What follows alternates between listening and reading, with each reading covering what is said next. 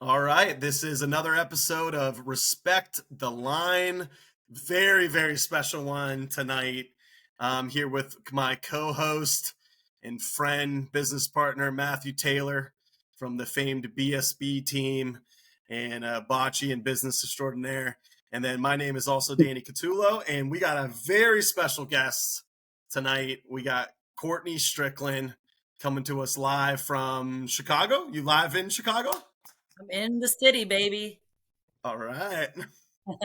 So, Courtney, first of all, thanks for coming on. Second of all, do you consider yourself a shooter or a roller? I have to ask this because I've seen you play both positions in big tournaments, and like you're one of those badass female hitters. I mean, we've seen you win the shooting competition, but then I also like go watch and like you're like lead rolling either on a side or even in a four-person walk. Why do you Yeah. ever roll? You're such a badass hitter. Why are you ever rolling? Yeah, I guess honestly for the past couple of years I really thought of myself as more of a shooter, like really enjoying it, wanting to be kind of put in that role and embracing it. And now as I've kind of delved into some singles, you learn right away you can't win shit if you can't roll a good ball. So I really, really Did focused. did Taylor text you? This year. Did he prep you Yeah, for right? that? I did not. I did No, not. no, Fucking Absolutely not. rollers, man. no. You guys just The like roll, dude. That's love what I'm telling you, man. love But it's talking Rolling about it. wins games. but They it's win true. championships. Like if you can't back up, like everyone's gonna miss a shot at some point if you can't back it up with a good Listen, Courtney. Little pull. context here. I don't know if you know this. Danny is a lead shooter. Yeah. They What? want all the lead shooters. They want all the glory. They want to be the one to scream when they stick a ball. Of Nobody course. cares that little old Matt Taylor rolls a ball 2 inches and their entire team misses and they can't beat it. It's not a big Mhm. deal. But oh Lord, if the shooters hit, they're the greatest thing since sliced bread. I mean, I get no respect. It's Yeah. unbelievable. It's unbelievable. No, I have the utmost respect for anyone that can roll consistently. And I learned there was a time where I was not rolling well. And I was like, well, this isn't going to get me far if I'm playing singles or if I have two balls and my other partner Mhm. has to shoot or whatever. So I think now I feel I'm more of a utility player. Um, when I pair up with certain people, kind of makes sense to me shoot. When I pair up with other people, if the team needs someone to do something, I will step up and do it, regardless of whether or not I feel like I'm that position. But if the team needs it as a whole, I'll step in that role and make sure I execute it to the best of my ability. So to answer your question, I don't really know. I guess I would say I'm a utility player now. And thankfully I'm pretty good at both. Hopefully it stays that way. If it, But We if like you the got to pick, confidence here. We yeah. like it. Yeah. I mean, you if have you to be got to put it, confident, right? oh, half that's just comes with the only way you could be great. The only way Yeah. is you got to be able to believe in yourself. If you had Yeah. to pick a team, like let's just say you had like a pretty even team of people to pick around to play with you. What's your favorite position in a four-person walk? Which is Uh, something way more common, right, in our area. You don't do a lot of four-person walk over there. right. Yeah, not as often as you guys do, but I love doing it. We're trying to incorporate a little bit more of that here, and there's people that I've talked with and we're like, we like it so much better because you can start as the team. That one ball means something every time. Not that like having two balls doesn't mean something, but that one ball is like it's crucial. And even if you miss, your shot, you still have three other people that can work together. And I think kind of being on that same side for at least that beginning moment in between those frames is really um, beneficial. Uh where I would like to play, I see myself as a all-encompassing player, so That's I'd not a like good to enough be answer. anchor. Yeah, We're you not got to letting you pick off the one. hook This there. is not. Yeah. Yeah, this Yeah, isn't listen, easy. this is no, no, Yeah. no. This I is think not I'd an like What to be easy position? answer. anchor. I Anchor, think either second first hitter. shooter or anchor for sure. Like I want to be the cleanup person. I want to be the person that my team relies on to be like, hey, if we need to score extra points or something bounces around a little weird, we know Courtney's got our She wants. back and can come in and make shit happen. That's Yeah, essentially we call what it I the would like pressure to do. spot. Yeah, we call it the pressure spot. Okay. I love I like that. pressure. That's everything. I love a pressure cooker situation. It's the name of the game. Right. So, Courtney, one thing that I don't even know if Taylor knows this, but when Courtney plays PRV doubles with Anthony throws the Pauline for Courtney. Mm-hmm. So I think this is gonna. Taylor, do you even know this? That's the case. I heard that. This is a question for you, Taylor. I heard that, and how dare you? I hold on a minute. Listen, I've started. Courtney, I just like. How dare this question you? was really not for you at all. I just wanted to fucking flip it. I love it. I love it. How dare you? Well, let me ask this before I go. Why do you let him do that, and why does he do that? Because I never touched the Polino prior. I was always in the shooting role. I never touched the Polino, ever. Okay. Very, very rarely did I touch the Polino. So when we started playing, I was like, Aunt, you put the ball. So when we first started playing, he was rolling and I was shooting. Our thought process was, hey, you're as good of a shooter as most of the men that we're going to play, which high praise. Thank you. I appreciate that. That's what I want. And he says, I'll roll because I can probably outroll most of the people that we would face, because a lot of times it can be, woman roller, man shooter. So we started out that way last year. So I never touched the Polino because I wasn't rolling. And even prior to playing with him on any team that I was playing on, I never touched the Polino. So we kind of made an audible decision this year, because he had been playing and shooting so much the day leading into us like starting our mixed doubles. We called an audible together, like, hey, why don't we just keep this going? Because I've been rolling a lot with the events that I was doing. He was shooting a ton because he had Mo as his partner. So I was like, let's do this. And that was success. And I was like, let's keep you just tossing the Polino out, because, you place it where you want strategy wise, I'll roll there. So we just kept it that way. Yeah. So listen, one thing too, Anthony LaBarbera, I probably consider him a top two or three player in the country. He's in the man. Country. He's probably going to be a little disappointed in me though when we unveil the top 10 lists. We did a top 10 list on Respect the Line, and okay. I consider him a second shooter if we were doing 4-ball walk. Yeah.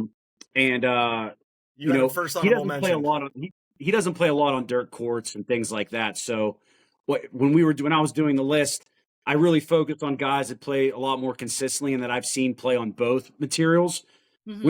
If we were doing just synthetic, Anthony's close to perfect as you can get. Like, I just want him to know that. With that being said, if I'm playing with Anthony LaBarbera and we're playing a 2-man, that man is never going to touch my Pauline. That is my Pauline. I'm going to put it where I want to put it. Okay? It's my job to take your best player out. You're not going to tell me how I'm going to do it. That's like me telling Anthony Capogreco, hey, you know what, Anthony? I don't like you standing over here and you shoot. You need to be over there. He would slap me, okay? Like, he would open hand slap me in the middle of the game if he did that. And in context, I do understand, though, that your team dynamic, and I guess that does make sense. And if Anthony's telling you to do it, honestly, the only person I would let do that is probably Jose, because he's Jose Botto. Mm-hmm. And he's a robot. He's a machine. Like, what am I going to tell him? No. Yeah. I mean, how does that work? So, Courtney, there was one co-ed tournament that I played, and we played against Pat Peasant and Val, and like, there was one time that I grabbed the Pauline because Diane just would not put it where I freaking wanted the Pauline, and I was like, it's an advantage there. I saw Pat missing in this one spot. In this other spot, he was 101%. I'm like, let's just put it deep left. I wanted him to throw across his body, whatever. It's just like where I wanted it. And like, she would just refuse to throw it elsewhere. I went to go grab it, and she goes, if you ever touch this Pauline. And so we're watching, and I think I told you, we had your game on at Lorenzino's when we were practicing. Yeah. And so there was a bunch of us there, and she was there. And I'm like, look, you think Courtney's the best player ever, and she doesn't. She lets Anthony do it. Yeah, good. That's a good one, Danny. Way to use that. Way to use Courtney. Yeah. I will say, there's probably not a lot of people I would allow to roll Fair the enough. Polino for me. Right. Anthony and I just happen to be Anthony's partnered one up. of them for He's sure. one of the only people that I will allow to kind of Well, dictate that role. I would say too, being the lead roller myself, like there are games and times where if the game's tight, I'll look at Anthony, I'll look at Stewie, I'll look at my teammates and go, hey, is there somewhere else you guys want me to put this? What are you seeing? Yeah. But generally speaking, I feel it's the pointer's job. If you're an elite pointer, you're going to just know yourself like I got to change up the spot they're getting it, or I got to do this. Or if you're just unstoppable in one spot, you know where to put it, and you haven't missed that whole game, you're just going to leave it there. Yeah. So yeah, it just depends. But Courtney, you weren't. I was just going to say, like, we collaborate about it in between most of the. I mean, if we're cruising, we're on cruise control. If we're continuing to keep Polino, he's going to toss it where we're kind of crushing. But yeah, I get it. Trust me, I do. I know it's different, but Taylor put together a top 10 rollers, and we're filming this now before that one got unveiled. So I'll just give you a little bit where it was. But all of these lead pointers, Sean New, Pete Milleragno, Estes, Russ, Nick Serra, Chris Federico, Sergio, Domaveni, Mason, Dante. I'll just go, the top 10 that he had, Taylor.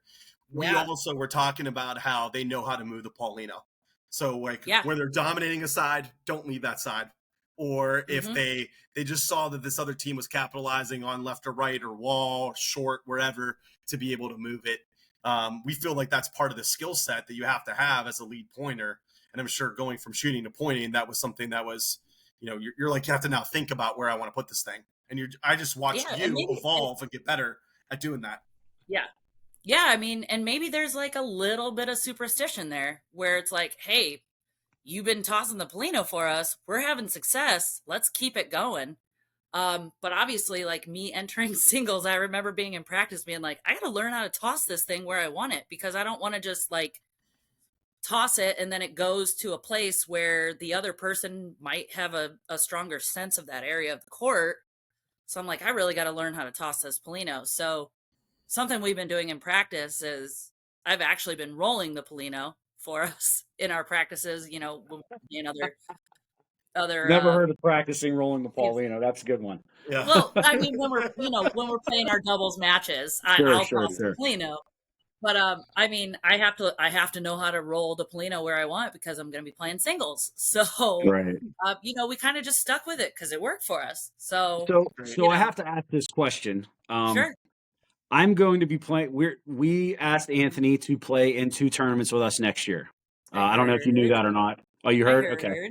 Hopefully it's good hearing. Hopefully he gave you good news. Okay. From the source, I got real excited. I'm not going to lie. I got real excited. So we're going to be playing a couple really big tournaments with him. And he's kind of a quiet guy. I've had some conversation with him. He's not the biggest talker, at least, to me, but very nice guy. Obviously a great player. What is it like playing with him? It's fucking awesome. Is it? Seriously. That dude's brain just blows me away. The way he sees things on the courts. We joke around. I've had time to develop a relationship with him. He's not going to offer up his personality to a lot. He's not just going to hand it out to people. He's very, methodical about like who he really kind of opens up with and stuff. But it's amazing playing with him because he sees so many different aspects of the game and different plays and way things are going to ricochet and like softness, hardness of hitting the ball. He's really good at pinpointing what the other team or individuals are kind of struggling with. Where's their strong suit? But I love playing next to him. What does he struggle with? What does he struggle with? Yeah, what's something that Anthony needs to work on? Absolutely nothing. He's perfect. He's my partner. Stop it. That's also an awful answer. We're not letting you get away with that. This is no. Time out. No. I'm kidding. He's awesome, but he's a competitor. He's a true competitor, and he wants to be the best, so he can get really hard on himself. That's the true thing. Yeah. And we have been recently playing, and it's really easy to kind of like tweak things about your game and tweak things about your fundamentals. And like So it's really easy to kind of get it all like convoluted, and then all of a sudden you're like, I don't even know what I'm doing. Like, where's my hand going when I'm trying to shoot this ball? So it's he's so focused on just like progressing and getting better any way that he possibly can. And anyone that's a true competitor can relate, right? Like you're always wanting to kind of pick apart like what you can do better. Um, but he can be really hard on himself. So that's why I think him and I work really well together, because like I feel like I'm a fairly calming presence, and Well, I we think that's can just like communicate, and I can it's ask him like, "What's up, man?" that team chemistry in general. Yeah, Like yeah, the chemistry, Sean New calls it the vibe. The yeah, vibe's got to be high absolutely. to win a tournament. Same thing. So It's there's, all vibe. there's all these things that are going on, but you need to be able to have the right vibe. I think why Yeah, BSB leads the league in second places this year is yeah, because they're able to survive losses much better than the other guy or the other woman. yeah, Like they're just able to survive those yeah, losses because of their vibe.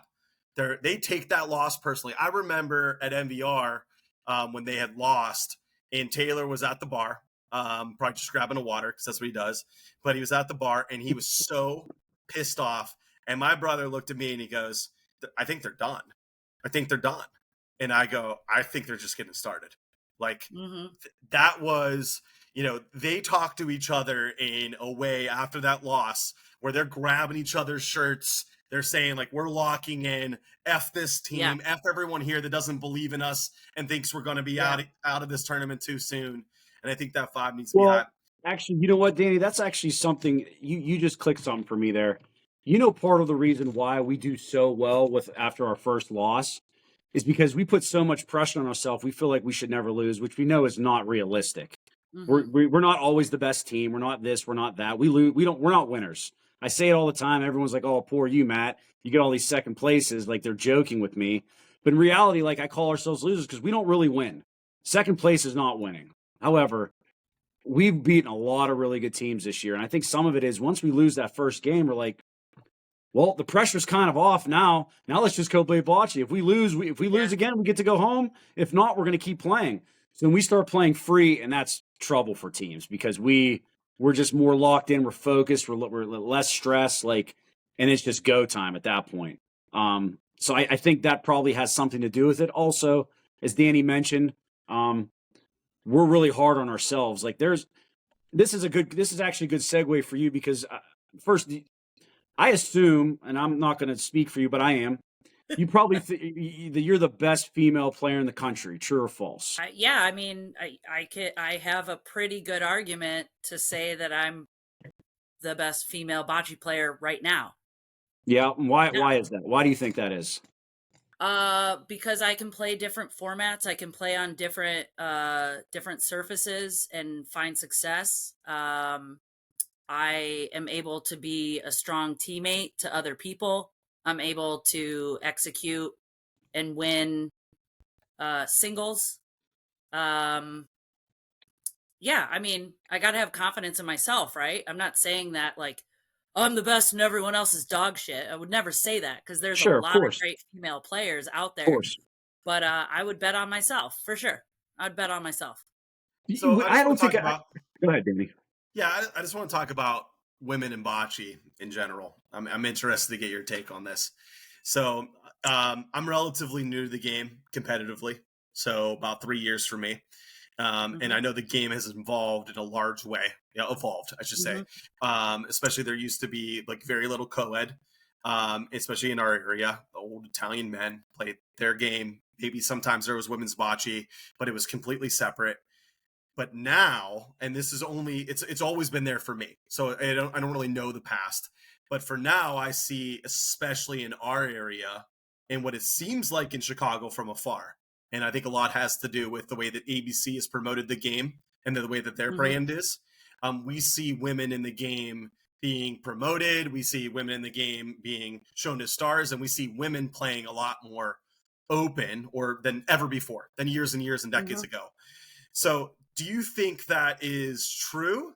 Or do you think that in some respects, people pretend that women are equal to men and could play with them in in any sort of game and open? And do you still see that there is some underlying, sexism, if you will? Yeah, completely still underlying. I'm always going to have to prove myself. Even if it's just here in Chicago, if I go anywhere in the country, I'm always going to have to prove myself. And, a lot of times it's followed up. Yeah, she's great. She's great. She's a great female player.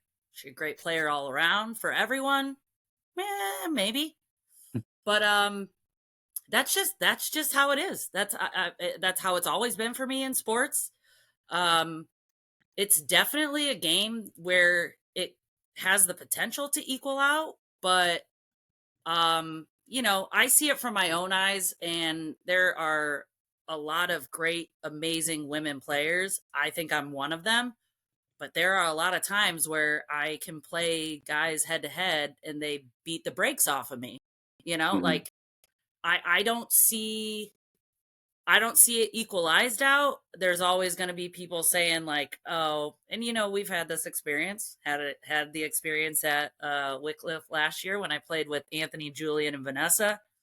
Straight up had guys from another team tell Anthony and Julian they were brave for bringing 2 women to play in the open, Oh, like no, they like didn't. that. Oh, no, they didn't. Yeah, shit like that. So it's like, whatever. But it's so ingrained in us as women to kind of always be like slightly backhanded, like degraded like that.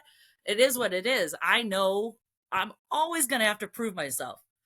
Did you watch our first episode? I think you might I answer did. this right. Okay. Yeah. So in that episode, we talked about the Fatal Four. I love them. Yes, we do have a lot of really good women players. So if people don't know, it's Tiffany Zarella, Ben Hardy, Lee, Tess, and Lee Christman. I love Phenomenal those players. They ran great. Deep in an all-men's tournament, and they should have kept going. We talked about a couple situations where their game calling kind of let them down, So,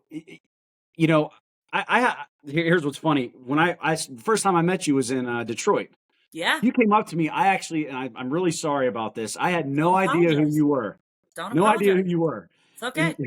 And I did hear that this Courtney Strickland, she's playing with Anthony to go to Worlds. And I'm like, well, who is that? And then I happened to be standing there by myself. You came up to me and you go, hi, I'm Courtney. I just want to tell you I'm a big fan, this and that. I'm like, oh, that's great. Here you are, like probably one of the best, if not the best, women's players in the country. So I appreciate that, though. By the way, I'm glad you watched. And it's exciting. So I guess I haven't seen you, and you don't travel much out to the Cleveland, Ohio area? Because I feel like if you did, I'm curious to see how you would perform with some of these women that we have in this area that do play bocce and open every day.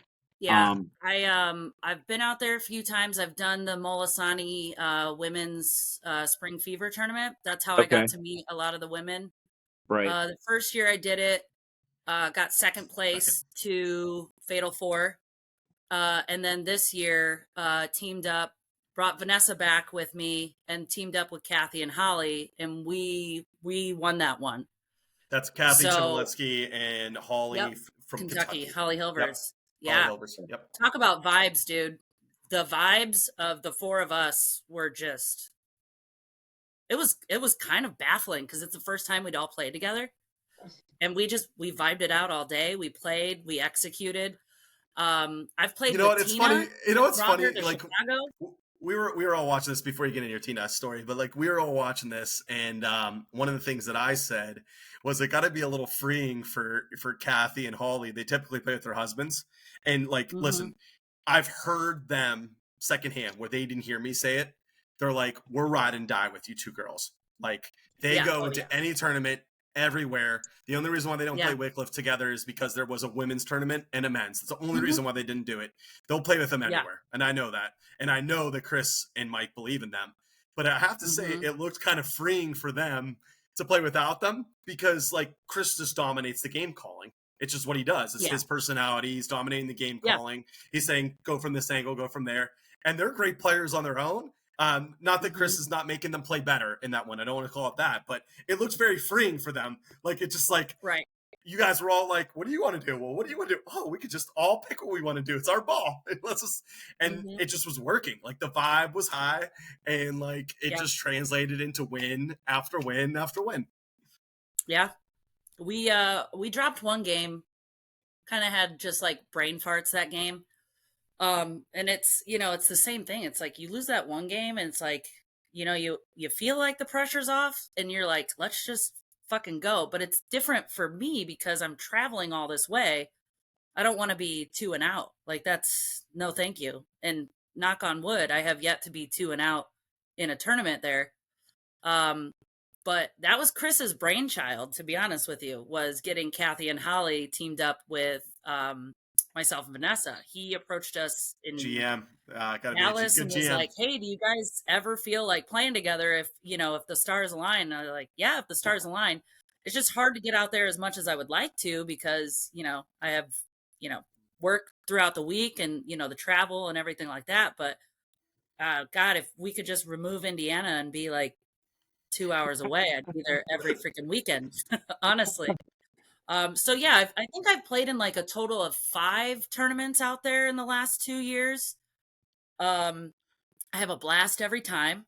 Uh, we were one game away from making it to Sunday, in Wickliffe. The two guys, myself and Vanessa, Yep, had a tough, I had a tough last game. We were down like, I think we were down like big. 10-0 and came back, tied it like 11-11 or whatever it goes to, like 1 point left. And anyways, but yeah, I love coming out there to play. I've seen a lot of the Ohio and Pennsylvania ladies. I haven't seen a lot of New York ladies, and I'm not saying that there's like no one out there that can beat me ever or whatever. I They don't feel travel confident much. Yeah, that I'm playing really well right now, and I have a good kind of like head and a good zone when I'm on the court, and that's like the main thing for me is getting into that like zone. there's some So badass. There's some badass. I know, especially for Rome. There's some badass Rome, New York women, and especially yeah, there. Like going there is yeah, really tough. You're not sleeping in your own bed. It's just a long right, tournament. The women, if you play in the women's one, they play early. They play like instead of Friday, Saturday, Sunday, they play Thursday, then Saturday.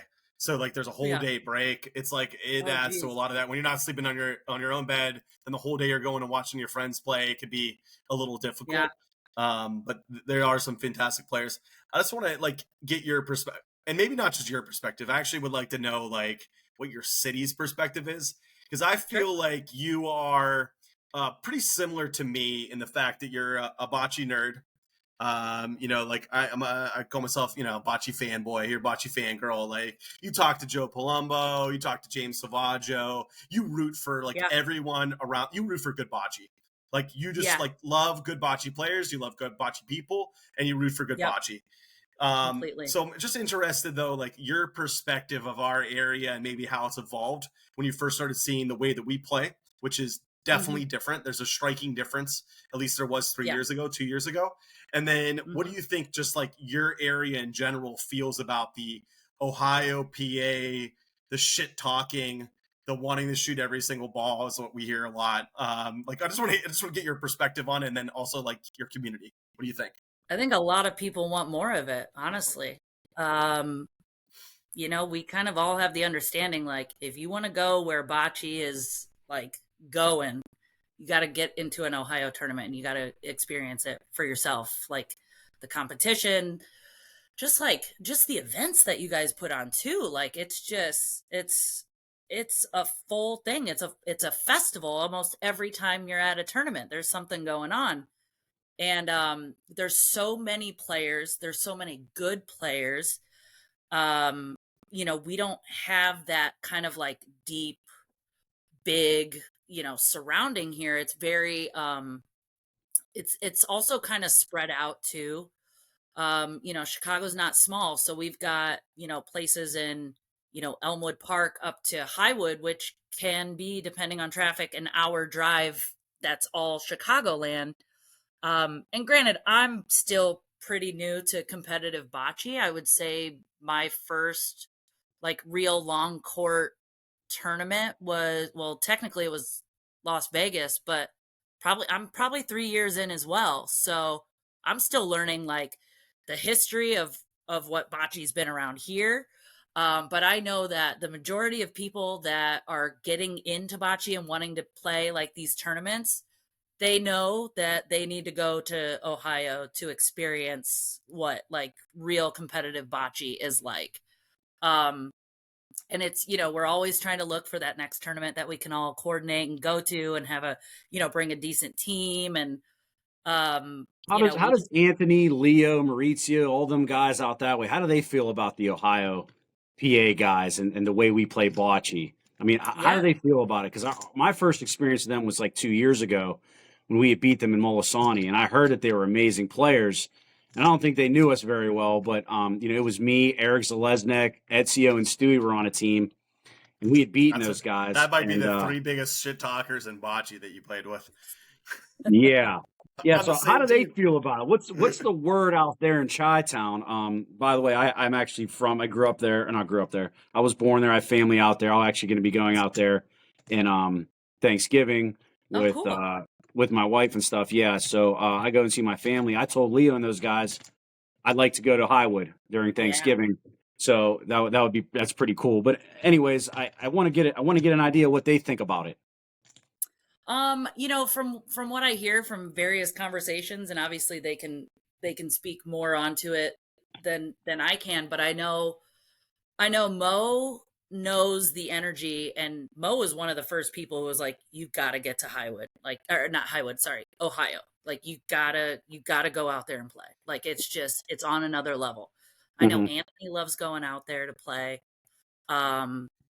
Leo, I feel like, Leo was there. They won that tournament. Oh yeah, he comes out to Molisani and Lawrence last year. Yeah, he comes out. He likes it. He just, he travels a lot for work, and he's been in the bocce world for so long, so long. He's traveled the world with bocce, traveled the country.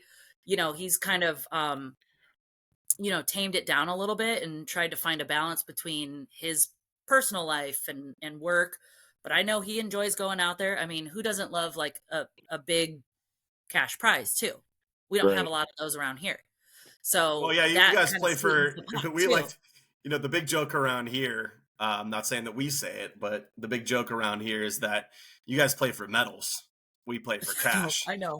And like, and so I haven't heard that one, Danny, but that kind of does put a nice ring to it. Yeah, I like it.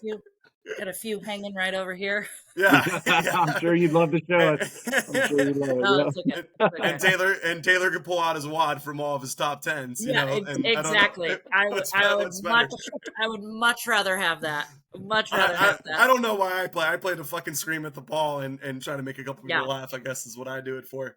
But like, this is like, to me, hot topic. This is like one of the reasons why I want you on. Okay, like, how the fuck should we convince these great players from this area to play PRV? And should we? Like, what's PRV? Why would they do it? Like, what does it matter to them? Like, I'm just like, it's hard for me to see, and I've talked about this on the past broadcast. It's hard for me to see the future of bocce being PRV. Mm-hmm. Is that a wrong take, or is that a hot take? Is that like, I mean, I don't think it's a wrong. Yeah, I don't think it's a wrong take. My personal opinion was I truly didn't start to see myself become a better player, more controlled player until I played PRV. I enjoy it because it's like a beautiful game, right? But I love open too, because it's just fucking wild. It's fun. It's no holds bar. I like the balance of like the time where I have to go and I have to make sure I execute a shot with precision because I have to. So I think that helped me kind of hone my skills in and control them.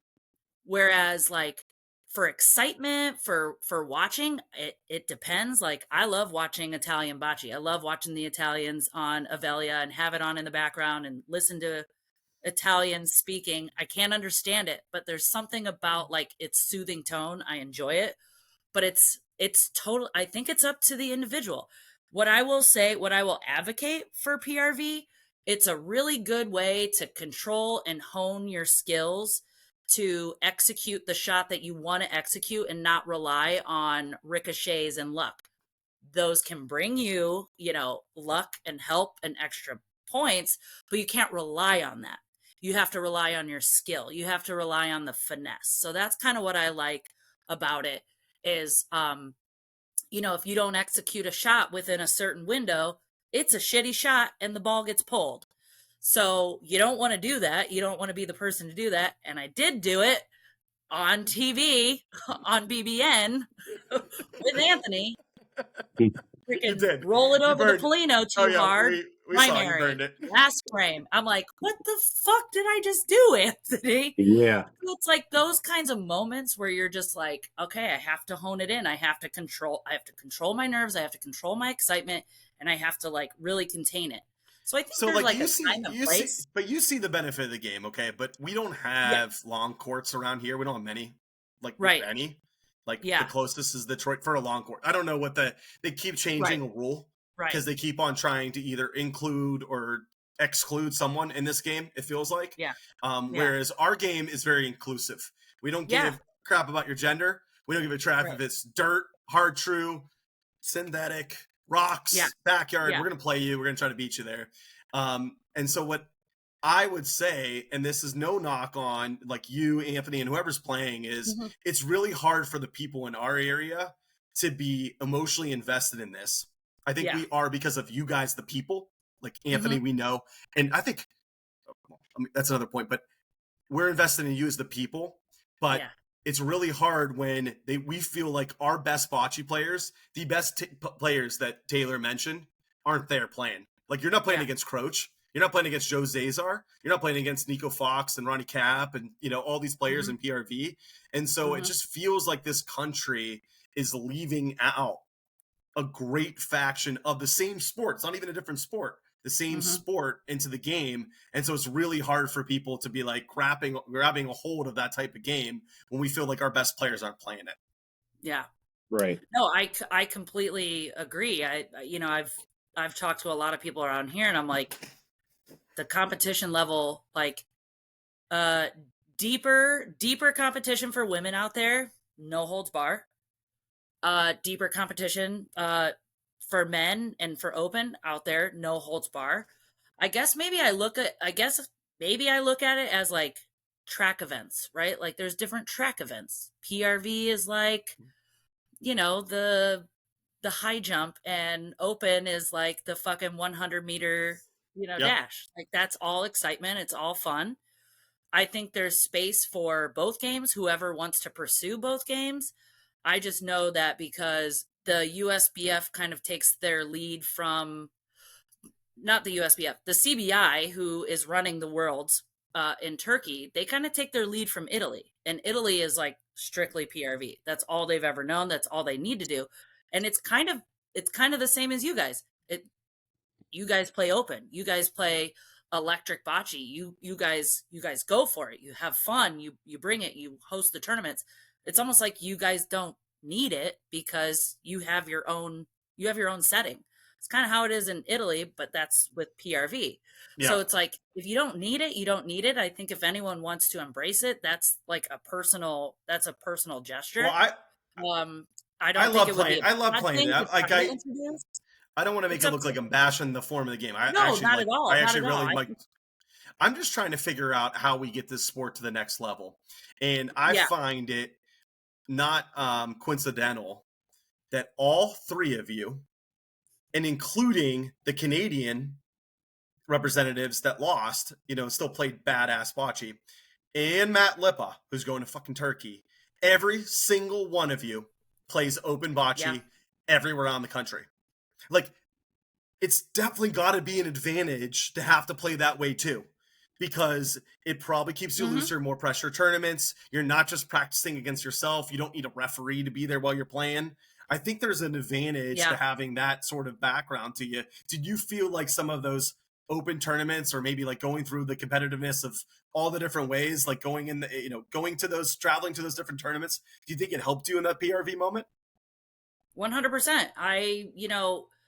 it's like embrace the chaos, right? Like you're only going to get better the more you experience any type of bocce, right?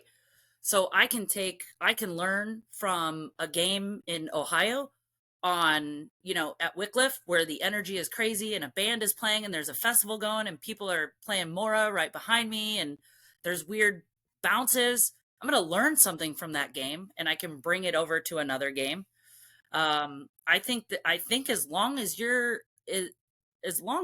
are just so passionate and excited about the game, I think any form that you play, you're going to learn something and you're going to try to build off of that and make yourself a better player, a better teammate, a better representative.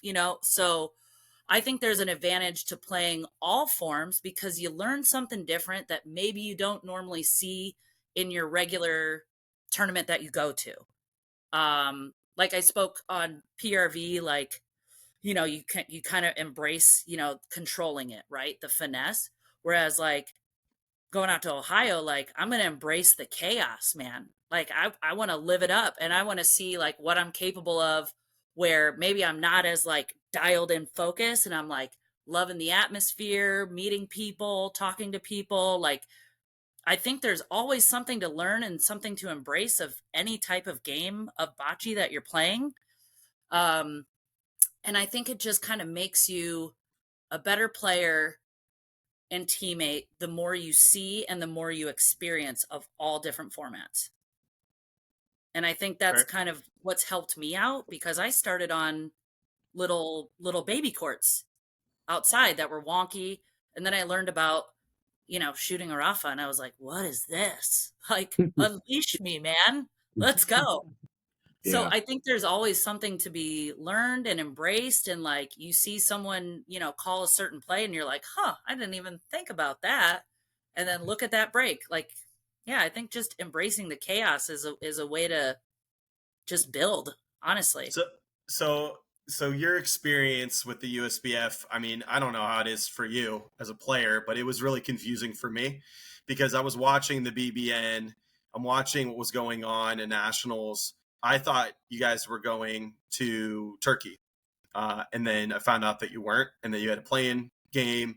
And then, like, I'm not really sure, like, is USBF, gating you there? Are they paying for stuff? Is it sponsored? Like, I don't know how much you want to divulge or not. I just like it was Yeah. like, again, talking about unification of the sport. I'm not here to Yeah. bash anyone. I just want to Yeah. unify the freaking sport Of because course. you have a lot of fans in our area. What happened? How can we help? Yeah. Basically, and I didn't learn about most of this until I listened to Pat on the Bocce Bros. Jeez. They after I played nationals. I'm not gonna lie, it's been a roller coaster of a summer. So basically, if you won the precision shooting, you got to go, no matter what. You get to represent your country. But because there's so many bids for worlds, North America got one bid between USA and Canada. Mexico doesn't really play, or at least they haven't, come out saying, "Hey, we want to be included too." And the only reason they got that bid was because Turkey, the host nation, gave their bid to North America. So I didn't know about this. They're promoting nationals like world qualifiers. You win this, you're going to Turkey. You get to be USA. It wasn't until maybe 2 or 3 days after I get back from nationals, they're like, we're trying, there's only one bid. We thought we had it. We're waiting for another bid to come in, maybe given to us from like one of the African countries or something like that.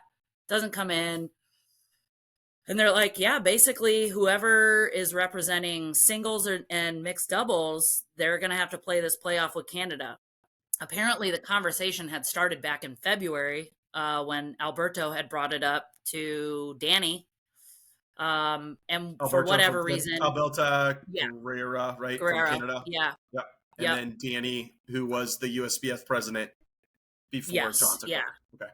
yep, yeah. So apparently they had reached out, nothing really happened. Anyways, it turned into just like shit that I didn't want to hear about anymore. I'm like, I put in all of this energy, like, to fucking get my spots, and now I have to go fight for it again. Not only that, but I have to take potentially time out of work, more PTO that I didn't necessarily have. And they said we're gonna do it in Detroit, and I was just like, all right, if I gotta fight for my spot again, I'm gonna go down kicking and screaming if I do. Not if I lose or anything, but like I'm gonna give it. Like I thought I earned my spots. I gotta re-earn my spots. I want my spots that I thought I had. So you got it. So you're the women's. You're in duos. So like now, what's the next step? Like, is Turkey paid for by the USBF? Because there's not that many members. Like, how do you go to Turkey? Is there sponsors? Yeah. Currently no sponsors that I know of. We fundraised.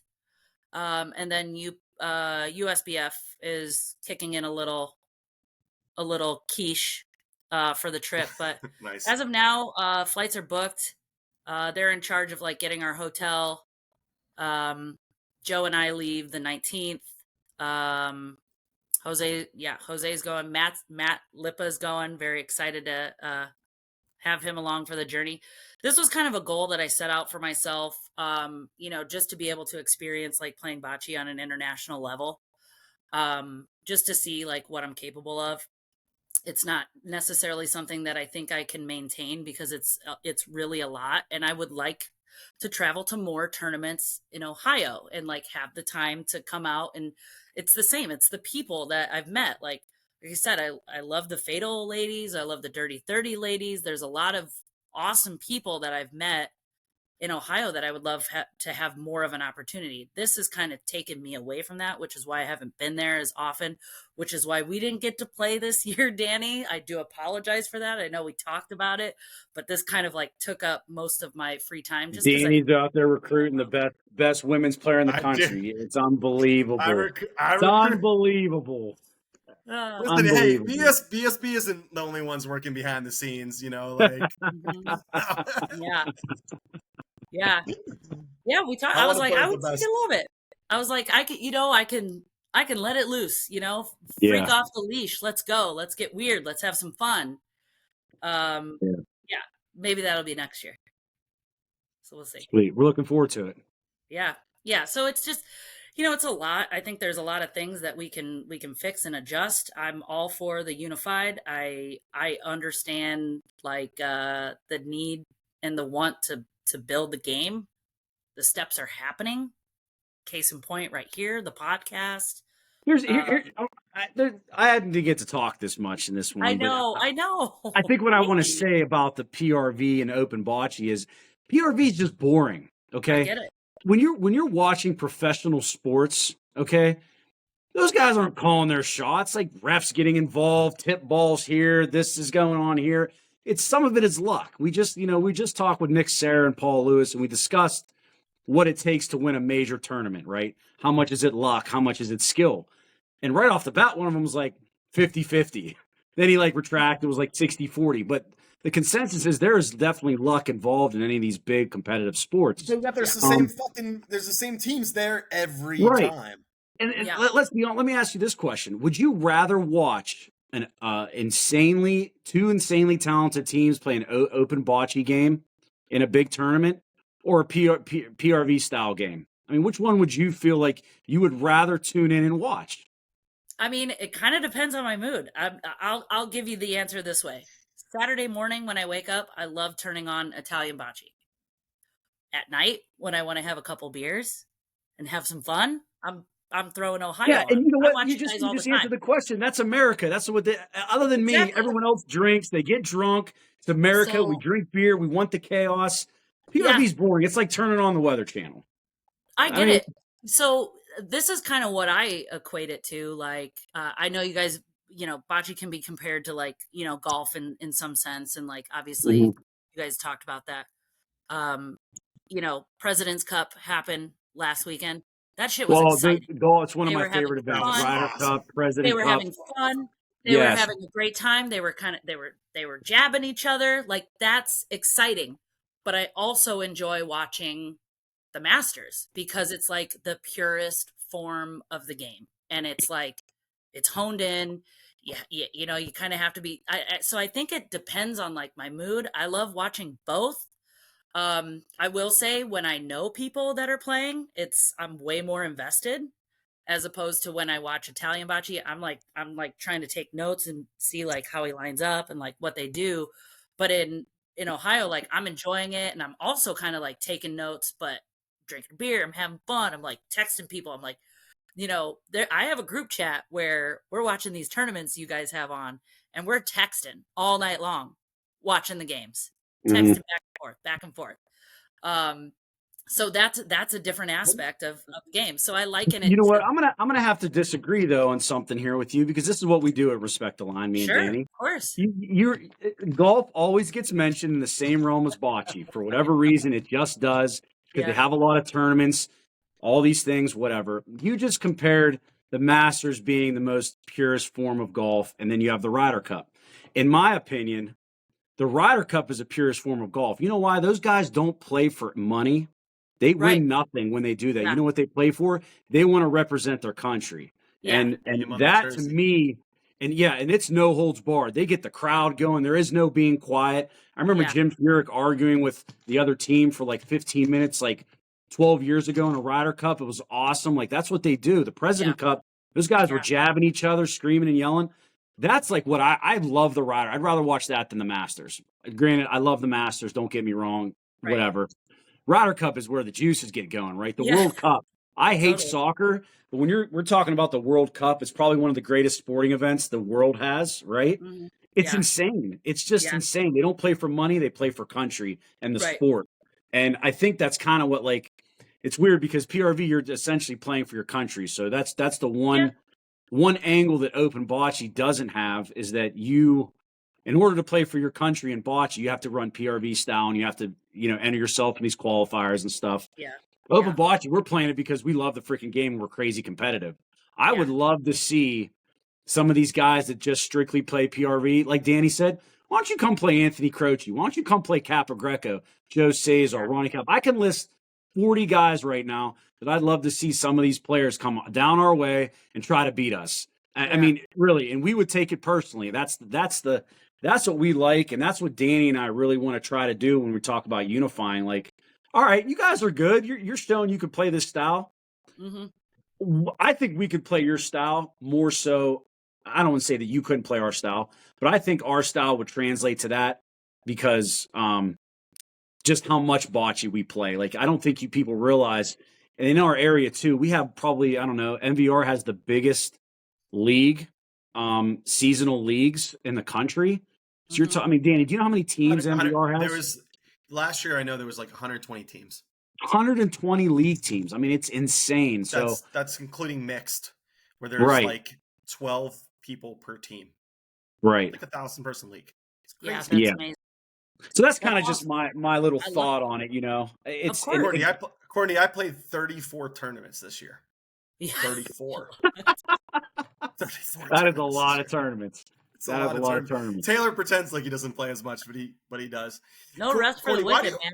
what do you think? So you mentioned streaming. So that streaming is very unique. It's not just Ohio, PA. It's actually Cleveland doesn't really do much. It's my area, Youngstown.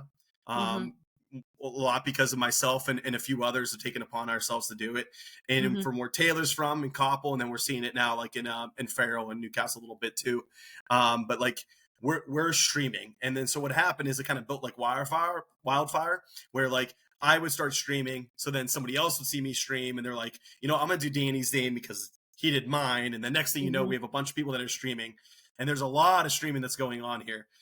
Do you think it's too much? You watch it. Do you like it? And like, also like, why aren't you guys doing it there? Like you have such a special thing at Log Cabin. And Yeah. I believe it was Nikki Nirawaski. I might be making it up. Mickey. Went live. Yeah. I was like, B and Big E were the only two on the live stream I know. when he went live and did it for fucking hardcore, and it was great. I was like, Hardcore is man, why great. don't you guys go live? Like, Hardcore is so fun. like, Yeah. what? Like, what's your thoughts on streaming and that bringing the game forward? And then I why mean, the fuck don't you guys do it? I would love for us to stream more. I will say that I'm probably not going to be one of the people streaming as often. I guess I'm usually there, like rooting people on or having a Oh, Peroni we or saw you. We saw you on talking. the side. Yeah, well, Yeah, Joe was playing. I yeah, had to root for my boo. yeah. Yeah. Funny thing, Joe played in the hardcore championship at Log Cabin this season. I played in the hardcore championship at Log Cabin last season. And you basically run through everyone in the league. Explain this to Taylor, because I don't know. Taylor, do you know where hardcore is? What they do there? No. The format? It's fun. fantastic. Yeah, it would totally work in Koppel, by the way. Totally work in Koppel. I want to hear it. Yeah, it's one of those things where you embrace the chaos, and usually winning is pointing. So we're targeting you. So basically, it's 48. 1v1, first to 4 points, 3 balls, and each player gets 3 balls per frame. Correct. Okay. Correct. First to 4. First to 4 okay. points. Yeah. So there's minimal room for error. Like someone single elimination, right? Yeah, single elimination. Basically starts out you play your partner head to head, and then you move through a bracket. So it gets incorporated throughout our league, and our league is doubles. And Mickey's actually my doubles partner. We're playing in playoffs this coming Monday. But it's on these dirt courts. There's a lot of wonk. There's a lot of wall movement. The terrain can change due to weather and whatnot. And it's basically like a head to head, like you've got 3 balls and the first person to 4. So like you shoot a ball and you miss, you gotta figure out how to put a perfect point in there. So you see a lot more people trying to hone in and like put it on the Polino. But yeah, it's fun. It's that sounds pretty interesting. It's a nice little addition. And it's high stakes, if you will.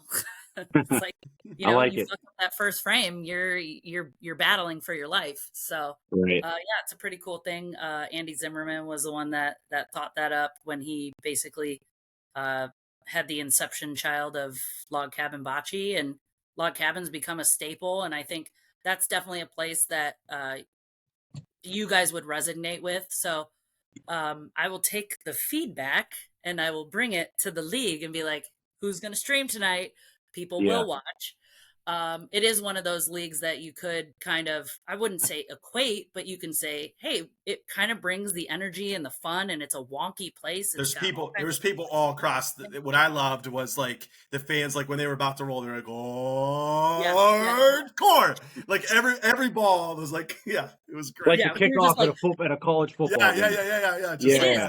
Everyone in the league lines the court, and people talk shit. They get rowdy. They, the thing that we kind of started this time is like everyone's going shh, like just like obnoxiously, and then what's funny about that? Have you guys, either of you, have seen basketball? Yeah. Yeah. Okay, the movie Basketball. Jimmy Paisano, he's a legend in the game. Yeah. Okay. Yeah. One of the he's the wildest. One of the wildest. Funny stories in Detroit. Jimmy's great. I was talking to him one day about it, and how cool would it be to do a tournament one day where your goal was to psych out the player before a roll, before a shot? I mean, how entertaining could that be? I mean, one of the reasons too why Danny and I are doing this is, cornhole's on ESPN.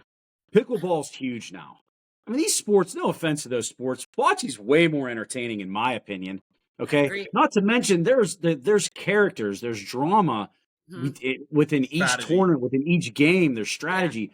I mean, if we could somehow get that out there to the general public, it would blow their mind.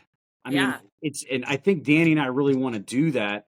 And we have the characters in the game and the content, then there's enough tournaments that it should be possible. So again, it ties kind of into the unifying the sport in general. Yeah. USBF and going to Turkey and all that is great. Can you imagine if you could get like a solid amount of individuals from America, from Ohio, going out to Turkey and having that live stream and seeing those clowns interact with people from other countries? I mean, can you imagine the footage and the feed on that? Like, it would be gold, and we want to get there somehow. And we want to try to figure it out.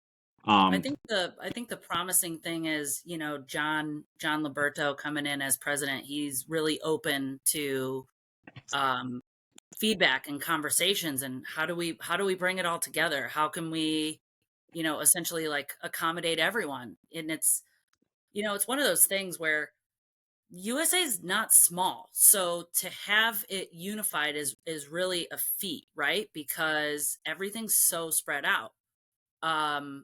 And to be able to get like one form just doesn't necessarily make sense. But I think incorporating multiple forms and like having different events is really important. They do the different events in Worlds, but I don't see why, open. Sure, we could have a well, I don't understand why it has to be just one player versus one player. It could be a Ryder Cup style where, listen, we have a 2-on-2 PRV game. We have a 4-person walk. We have 2 versus, 2-on-2. Maybe it's all backboard dead. I think so would be great on synthetic. I think would be the better form of the game. But like something so fun to do, like a USA versus international, just like what the President's Cup did. Because, we did a Ryder Cup. Do something like that.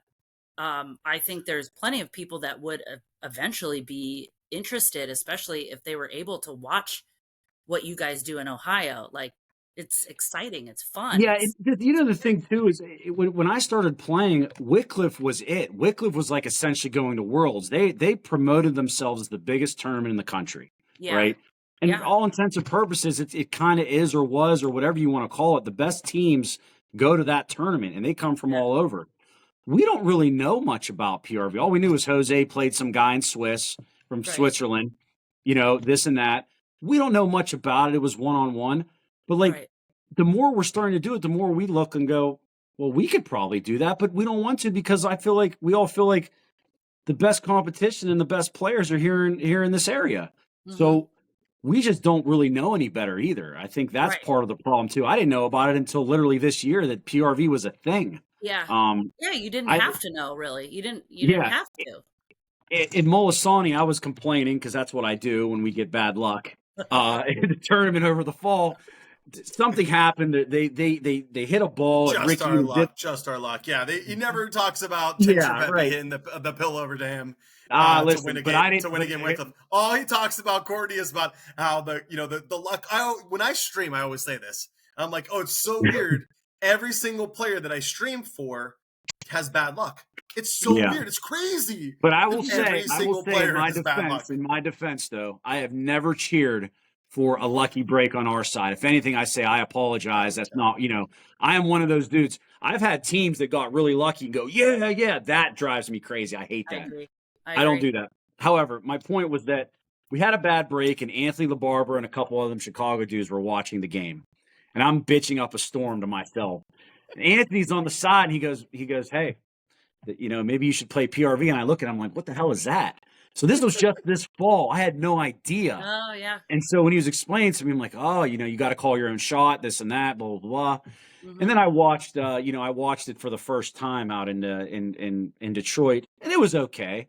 It's always fun to watch Jose because he's like a cheat code. It's like a game genie for a Nintendo. I mean, it's not fair. Even though I've had some pretty good success against him, that's an open format, 1-ball walk. Jose only has 1 ball. We have a chance. But him with all 4 balls is like it's not even fair. He's a machine. It's so beautiful to watch. It really is. Yeah, it is. It is. And he's got a little. He's very humble, but he also knows how good he is. Like let's not get it twisted. He if he could eat the banana without peeling it, he probably would. Oh. Courtney, did you watch the game? Mario Scala was streaming it. It was the 1-on-1 tournament, the high stakes at Lorenzino's in Youngstown. I did watch a lot of that. I didn't. He was losing like 9-1, I think, right, Taylor? Like 9-1 to Natali. And Mario's like, that was 12 games. Natali has never beat Jose. And next thing you know, Jose takes the jacket off. Yeah. And it was like, the smoothest fucking move in the world. And you know what? If you ask Natali about that, because I talked to him about that in Rome, and Tali's like, listen, I heard all this about he took his jacket off. He said, that had nothing to do with it. I said, Natali, listen, man, you don't think at all he just was like, all right, I got to buckle up now because if not, I'm going to lose. I was trying to give him some props while also saying, Jose was like, all right, it's game time. It's time for me to like, it's like show up or I'm done, you know? And then sure enough, he MJ freaking moment, won the right? game. You turn the notch a little bit. Yeah, it's funny, and we're gonna Danny and I are gonna talk about Jose all the time, and this is my opinion on him. You know, when we talk about best players, you know, we did a list: top 10 rollers, second rollers, shooters, second shooters. We categorize these players in these roles because that's the roles they play. Mm-hmm. If we were to categorize and put Jose in a ranking, he would be the best first shooter, the best second shooter, the best first roller, and the best second roller. Right? Yeah. I mean, it's insane to think about how good he is. Like he would literally, I would put him in the first in every one of those categories. Mm-hmm. If he wanted to play a team and they want him to lead role, he would do it elite. Like in synthetics, dirt courts, I don't think it matters, right? And that's what's very special about him, and he deserves it. You know, he's the best player we got. Yeah, he's lovely. I'm excited to get over to Turkey and like watch him basically study. Put on my glasses, have my notepad ready, and like just study him and you know, get to know him a little better. But yeah, he's we wish you luck out there. Right? We hope you do well. Oh, thank you. We hope you all do well. I appreciate it. Couple last questions, Court. Sure, before we get to that though, like we don't see many people beat Jose around here, and Pat Peasant did. And I have argued on this show that I think Pat typically has in 4-person walk like one of the hardest jobs in bocce that he has to play with Jose. Like it's not that easy. It's like so much pressure. Everyone's looking at him. Like no matter what Jose does, Jose can miss a couple balls, and they're like, well, yeah, he also rolled on the pill all the time, and there's just no one's going to look at Jose and be like, he stunk. No one ever is going to do that. But they will say that about Pat, and I very much believe that Pat's a great player, and he showed out in PRV to beat him one time. And I was very proud of, like, as much as I'm rooting for the USA, I was very much a USA fan. I was like really impressed and kind of proud of Pat too, to be able to do that. You know, what's your thought on Pat having to play with Jose? Do you feel like, you know, he gets an unfair rap? Like, you know, as everyone's kind of watching, and then, you know, if they lose, it's sort of on Pat, but it's not on Jose. And, you know, would that be or was that like too bad? You know, like that's a great position. I would love to be first roller for Jose. So I think it's an easy target situation, right? No one's gonna come after Jose. He's gold standard. So to have to fill the shoes of like being his partner, being a teammate, it puts the easy target on your back, no matter who you are. I think Pat's amazing. I think he's smart as hell. I enjoy watching him play. I enjoyed playing against him and Val. I enjoyed the pressure that I felt. I think Pat's unreal, man. He's a great human. He knows so much about the game. He gets to play with the best. It's humanly impossible to expect someone to play 100% all the time, especially when, you know, you're showing up with arguably the greatest player in the world, and having to fill that role. He does it with poise and grace, and he does his job. And, you know, it's easy to nitpick if he doesn't necessarily perform perfectly. So I have to say, I was talking to Pat about this at the Molisani tournament this year. Pat said it perfectly. I'm going to just speak for Pat. We're actually going to be having Pat on as a guest soon, so we're going to talk about this stuff soon. But he told me, and I quote, he was like, "Listen, if I win with Jose, it's because of Jose. Right. If I lose with Jose, it's because they lost because of me. He knows that. He's not dumb. He says that." And I think that would probably go for everybody that would play with him, right? Yeah. So if they lose a tournament, it's not going to be because of Jose. It's because you're the one, right? So he knows that. He's not dumb, but, you know, he continues to do it. I did have a question, though, now that we're kind of on this topic. I know, you know, we're getting close to the end here. Are you surprised at all that, you know, I hate to keep bringing up my team, but we've won a lot of games this year. We had success. So it just makes sense from talking about this. If it was other teams, I would mention them. Yeah. We played Jose, I think, I want to say it was 5 times this year. Okay. 5 times. So the one team, it was Jose, Pat, Leo, and Anthony LaBarbera. Awesome. I mean, that team is loaded. We beat them 2 out of 3 times at Lorenzino's. Yeah. Wycliffe, we played them twice. We got crushed the first game. The second game, we got them good. Mm-hmm. Are you shocked at all that when Jose travels to these other places and he's playing with these guys, that he finds some resistance and doesn't always win these tournaments when he comes out this way? No, I'm not, because for one, it's really hard to get 4 people to execute at a high level at the same time. It's really, really hard. And also, when Jose's coming into a tournament, everyone's like, I want to beat him. So he knows he's a good enough player. He's been around it. I know for myself as well, you know, when he steps on a court, he knows that whoever he's playing wants to bring their absolute best. I think you both get that though too, right? Like you get that, Courtney, in women, especially in women's bocce. Yeah, like the people see your name and they want to come get it to you. That's what I say to myself. I say I want to be known as a player. The minute I walk on a court and someone has to face me, they know they're going to have to put in a dog fight to beat me. That's how I want to be known, because I want to be the person. Like, I definitely have felt the target on my back now.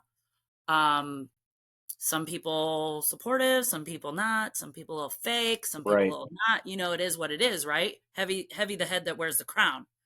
I just happen, we're not dumb either. We know when we know when Jose's coming to town. Okay, we know when Pat's coming to town. We know when LaBarbara's coming to town, and we are very territorial. We're like dogs, of course, right? And we are not going to let you just come in here and think you're going to walk all over us. And that's the competitiveness we love about the game.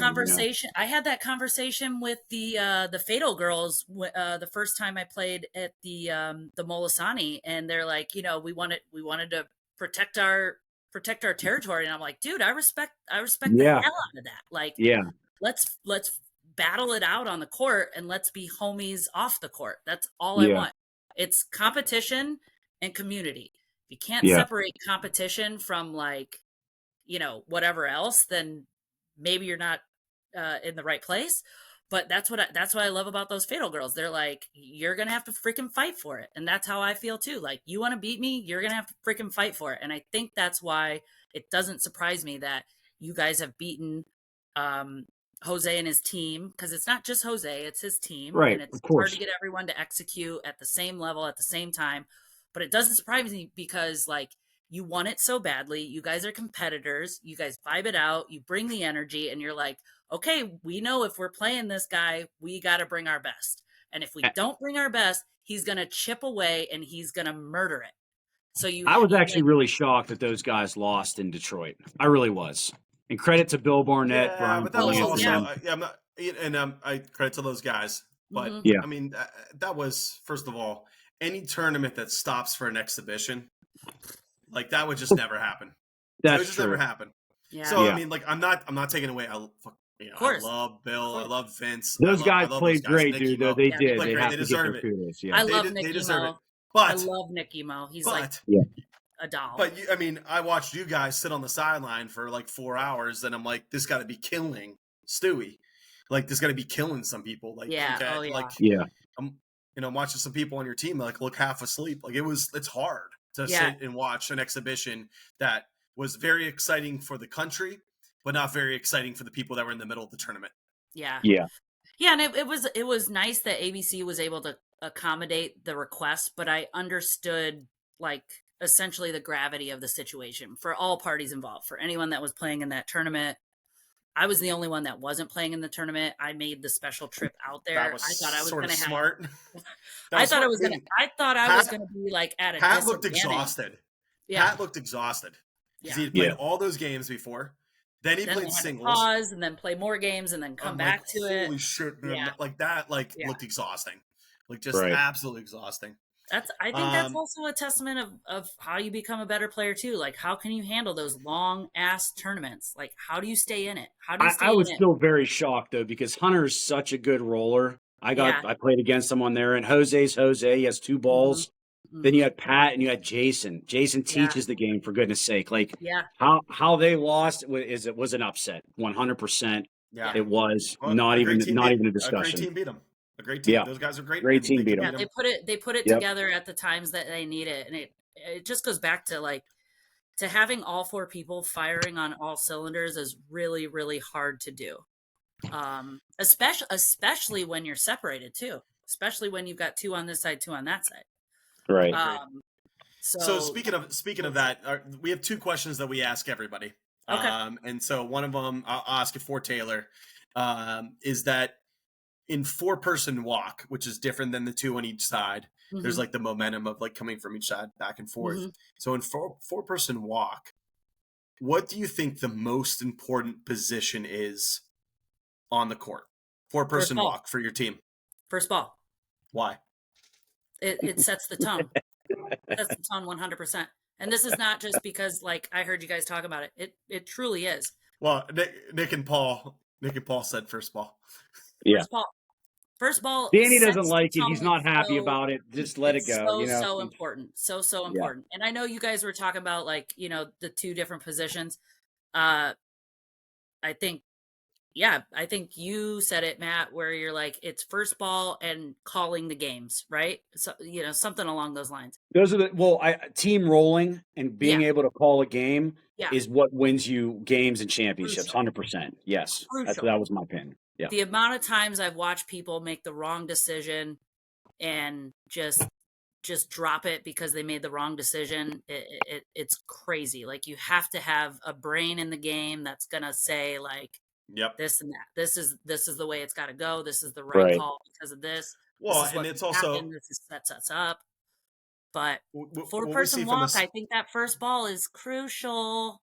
Super crucial. You have to be able to hit though too. Obviously, like of course, no doubt.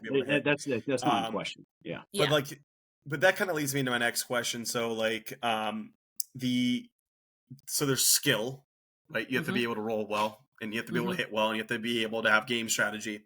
And then there is an amount of luck. So I'm talking about specifically very large tournaments. So imagine 48 teams or more, okay? Large tournaments. What would you put your percentage on to be a champion of those really large tournaments? How much would you do percentage to luck, whether it be of the game, the draw, who you ended up facing, versus skill that you need? And whether it be rolling, hitting, game calling, what percentage would you put to luck? What percentage would you put to skill? Big tournaments only, not a 1-game sample. Big one. Probably like 70-30, 70 skill, 30 luck. Because I mean, at the end of the day, you got to be able to play the game. You got to be able to execute, right?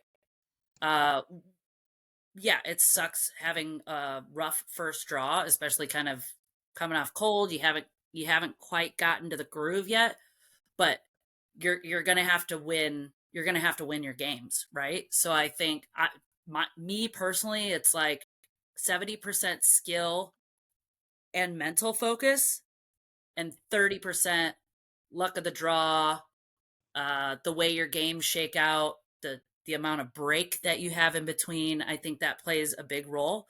But this is the thing, like, you have to not let that dictate your day. Like you have to get through it, because at the end of the day, you have to play good bocce if you want to win a tournament, especially the best teams can be able to withstand bad luck.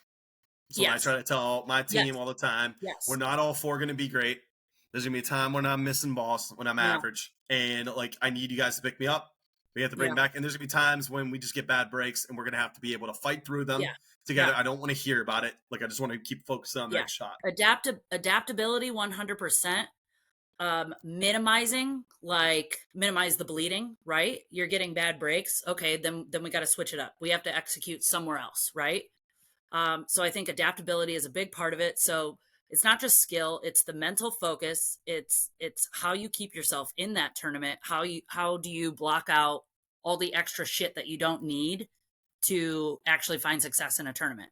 And like, get everyone to execute, vibe it out. Like, you can't forget to have a little fun while you're doing it. Like, what are we doing this for, right? You have to enjoy it. If you're not enjoying it, you're not going to have success at all. True. So so bonus question. Give me one player that you've never played with. Can't count Jose. I don't think you've ever played with him, but can't count Jose. One player that you've never played with around the country that if you got a chance to play with would be like the coolest thing in the world. Like just pick one player that you would love the chance to be able to play with that you never played with before. Who would it be? Ron Capogreco. The Twisted Tea man himself, Ron. You hear that shit, bro? Ron Capogreco. Ronnie Cap. I would say him. I would say him and Palumbo are two tops for sure. That's great. Ron, two good choices. Dude, I love choices. Those guys. I love watching them play. Like they've. You know what? I have to say from experience, playing with both of those guys before, they're great. They're great guys. They're great players. Like, I mean, no, awesome. But even Palumbo more, sent us a bunch of swag. Like, and Ron Capogreco, every time I see him, he talks to me. He's like excited to see me. I love the way that he watches his sons play. Like, oh my God. I love it. Ronnie Cap, especially. I think a lot of people see this of Joe, but I don't know if they see this of Ronnie. Ronnie is a great teammate. Yeah. He's a fantastic teammate. He whispers the right things. When I played with him, he whispers the right things in the right moment to make you feel great about yourself. Wow. And he's a fantastic teammate. Great player. One of the top players and just a fantastic teammate. I love Courtney, that. We appreciate you. Thanks for spending a late night with us. Thank you so much. Appreciate it. Good luck again out there. Yeah, this is Respect the Line. You got host Matthew Taylor and Danny Catullo. We talk bocce, we talk strategy, we talk life. We had a special guest today with Courtney Strickland. Thanks, Courtney, and everybody else. Thank you. See you later. I appreciate you guys. Keep in touch.